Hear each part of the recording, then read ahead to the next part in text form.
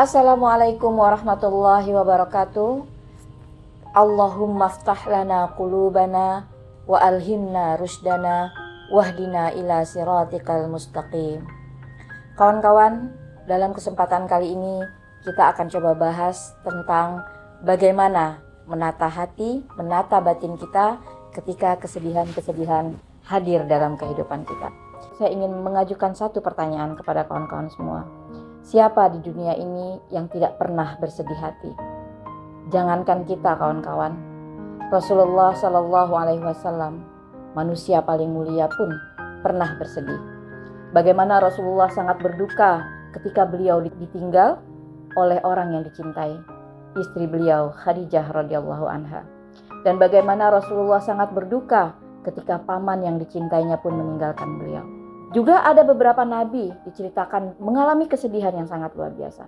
Bagaimana Nabi Yakub bersedih ketika Nabi Yusuf hilang dari hadapannya. Bahkan kesedihan Nabi Yakub yang berlarut-larut berefek kepada matanya. Yang diceritakan dalam Al-Quran bahwa mata Nabi Yakub menjadi putih akibat kesedihan yang beliau alami.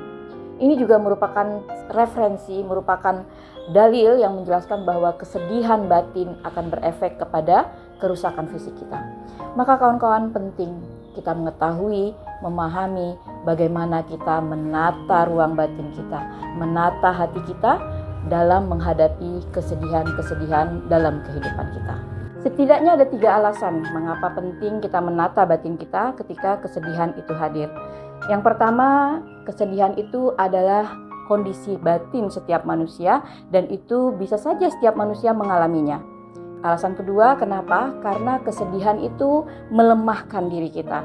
Kesedihan itu membuat kita menjadi tidak produktif dan kesedihan yang terlalu berlarut-larut nanti akan melemahkan semangat kita dalam kebaikan. Bahkan menurut Imam Abdul Qayyim bahwa kesedihan itu adalah hal yang sangat dicintai oleh syaitan. Dikatakan la syai'un ahabbu ila syaitan min huznil mu'min. Maka kawan-kawan, kalau kesedihan tidak kita kelola, ini akan sangat berbahaya. Bahkan tidak ada hal yang paling dicintai setan melainkan melihat orang mukmin bersedih hati. Oleh karena itu kawan-kawan, ayo mari kita kupas pelan-pelan, kita bahas sedikit demi sedikit bagaimana supaya batin kita tetap nyaman, batin kita tetap damai dalam menghadapi setiap ujian, kesedihan dan kepahitan yang Allah hadirkan dalam kehidupan kita. Ada 5 keyakinan yang harus kita tanamkan dalam diri kita supaya batin kita tetap damai, batin kita tetap tenang, kita tetap bisa produktif dan bahkan bisa meraih pahala ketika kesedihan itu datang. Yang pertama, kita harus yakin bahwa semua yang terjadi adalah atas izin Allah. Bahwa semua kepahitan, kesedihan, kegundahan, kegalauan hati kita yang kita rasakan itu semua terjadi karena izin Allah. Sebagaimana Allah firmankan dalam Al-Quran, "Wa ma asaba min musibatin illa biiznillah, wa may yu'min billah yahdi qalbah." Kata Allah bahwa semua yang menimpa kalian itu atas izin Allah. Dan barang siapa yang tetap beriman kepada Allah, maka Allah akan tunjuki hatinya. Juga dalam surat Al-Hadid ayat 22 sampai 23 Allah jelaskan, "Wa ma asaba min musibatin fil ardi wala fi anfusikum illa fi kitabim min qabli an nabra'aha." Lalu di ayat berikutnya, ayat 23-nya dalam surat Al-Hadid Allah jelaskan, "Likai la ta'sau ala ma fatakum wa la tafrahu bima atakum. Innallaha la yuhibbu kulla mukhtalin fakhur." Kata Allah, sesungguhnya musibah, kesedihan yang terjadi di dunia ini, bahkan di diri kita, itu sudah tertulis di Lauhul Mahfuz. Supaya apa? Supaya kata Allah, supaya kalian tidak terlalu bersedih hati ketika menghadapi hal-hal yang kalian tidak dapatkan.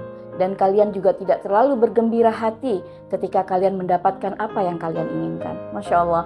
Jadi kawan-kawan, kesedihan yang berlebihan itu akan menyebabkan kekufuran. Dan kebahagiaan yang terlalu berlebihan juga akan mendatangkan kesombongan. Makanya Allah pergilirkan, Allah hadirkan rasa sedih, Allah hadirkan rasa bahagia. Semua itu supaya apa? Supaya kita tidak berlebih-lebihan. Lalu kawan-kawan sekalian, yang kedua, keyakinan yang kedua yang harus ada dalam batin kita adalah yakin bahwa semua yang terjadi ini adalah baik bagi kita. Rasulullah SAW menyampaikan dalam sebuah hadis, "Ajaba li amril mu'min, inna amrahu kullahu khair." Kata Rasulullah, sungguh ajaib, sungguh menakjubkan perihal-perihal orang beriman. Kenapa? Karena ketika dia diberi kebaikan, dia bersyukur, maka itu mendatangkan kebaikan. Dan ketika dia mendapatkan keburukan, lalu dia bersabar, dan itu pun mendatangkan kebaikan. Yakinlah kawan-kawan bahwa semua musibah kesedihan yang hadir hari ini adalah baik dari Allah. Dalam ayat juga Allah jelaskan bahwa asa an tuhibbu syai'an wa huwa syarrul lakum wa asa an takrahu syai'an wa huwa khairul lakum. Boleh jadi kalian menyukai sesuatu padahal itu buruk bagi kalian, dan boleh jadi kalian membenci sesuatu padahal itu baik buat kalian.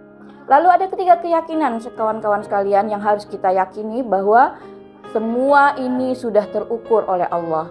Kebaikan-kebaikan, kesedihan-kesedihan yang Allah timpakan kepada kita itu sudah terukur oleh Allah. Sebagaimana Allah jelaskan dalam Al-Quran, la yukallifullahu nafsan illa wus'aha. Allah tidak akan menimpakan sesuatu apapun kepada kita melebihi daripada sesuai dengan kapasitas kita. Maka kawan-kawan, hari ini kalau ada orang yang didatangkan kesedihan oleh Allah, lalu dia katakan, ya Allah, aku gak mampu ya Allah menghadapi ujian ini.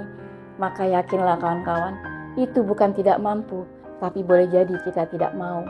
Kita tidak ridho menerima ketetapan Allah. Maka keyakinan ini harus ada, hadir di dalam batin kita. Lalu yang keempat, keyakinan yang juga harus ada dalam diri kita adalah yakin bahwa semua kepedihan ini, bahwa semua kesedihan ini adalah untuk menggugurkan dosa-dosa kita. Dalam sebuah riwayat dijelaskan Aisyah radhiyallahu anha pernah berkata dari Rasulullah SAW bahwa apapun yang menimpa kaum muslim, seorang muslim dalam bentuk kesedihan, bahkan tertusuk jarum satu tusukan saja pun, melainkan itu ada kafarah di dalamnya. Melainkan Allah ingin menggugurkan dosa-dosa kita. Maka kawan-kawan, kalau keyakinan ini hadir dalam hati kita, siapa yang tidak bahagia kalau dosa-dosanya digugurkan oleh Allah?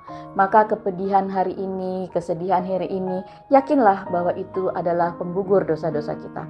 Lalu keyakinan yang kelima adalah yakinlah bahwa kita semua pasti ditolong oleh Allah. Sebagaimana Allah katakan dalam Al-Quran, adalah kewajiban kami menolong orang-orang beriman. Haqqan alaina nasrul mu'minin. Maka kawan-kawan, ketika 5 keyakinan ini sudah melekat dalam diri kita, insya Allah kita akan lebih damai, kita akan lebih tenang menghadapi setiap kesedihan-kesedihan dan kepahitan-kepahitan yang hadir dalam kehidupan kita. Lalu kemudian bagaimana cara kita menghilangkan kesedihan tersebut, melepaskan kesedihan-kesedihan tersebut? Maka ada 3 rumus kawan-kawan sekalian. Saya merangkumnya dalam bentuk singkatan 3M. Apa itu 3M? Yang pertama, mengakui. Apa yang harus kita akui? Kita akui bahwa hari ini kita sedih. Kita akui kepada diri kita, aku sedih ya Allah. Kita akui kepada Allah, ya Allah, aku sedih ya Allah. Aku kehilangan orang yang aku cintai.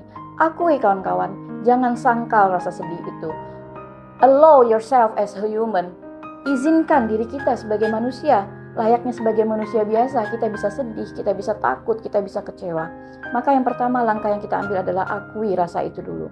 Lalu tidak hanya mengakui rasa sedih, ada 2 hal lain yang juga harus kita akui.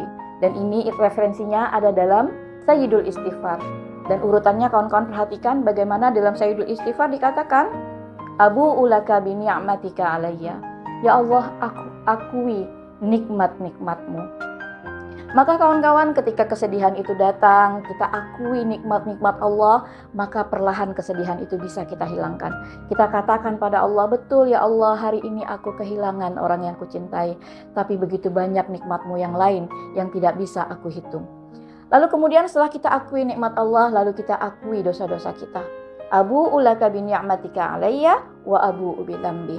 Akui dosa-dosa kita. Ya Allah, jika kepahitan ini, kesedihan-kesedihan ini membuat dosa-dosaku Engkau hapuskan ya Allah, aku ridho ya Allah. Maka kawan-kawan, sikap ini akan membuat kita bisa melepaskan kesedihan-kesedihan itu. Lalu yang kedua, M yang kedua adalah mengadu. Kawan-kawan, tidak selalu doa-doa itu berisi dengan permintaan. Banyak doa-doa para anbiya, para nabi yang isinya hanya mengaku dan mengadu. Sebagaimana doanya Nabi Yunus. Ya, Nabi Yunus katakan, La ilaha illa anta subhanaka inni kuntu minaz zalimin. Nabi Yunus mengakui dan mengadu kepada Allah bahwa kepahitan ini, kegelapan malam, kegelapan ikan paus, dan kegelapan lautan diakui sebagai bentuk dari kezaliman yang telah dilakukannya. Lalu kawan-kawan sekalian, yang yang ketiga adalah menyibukkan diri dalam amal soleh. Sebagaimana Rasulullah SAW juga ketika ditimpa kesedihan, Rasulullah langsung melakukan amal soleh, Rasulullah langsung berdakwah. Maka kawan-kawan sekalian, agar kesedihan itu bisa segera kita lepaskan dalam diri kita, agar kita tidak terpuruk dalam kekufuran, dalam kesedihan yang berlanjut-lanjut, maka lakukanlah 3 hal ini: mengakui, mengadu, dan menyibukkan diri dalam amal-amal soleh. Mungkin itu saja kawan-kawan yang bisa kita bahas di kesempatan kali ini. Semoga bermanfaat dan semoga kita Allah beri kekuatan untuk mengamalkannya. Billahi taufiq wal hidayah. Assalamualaikum warahmatullahi wabarakatuh.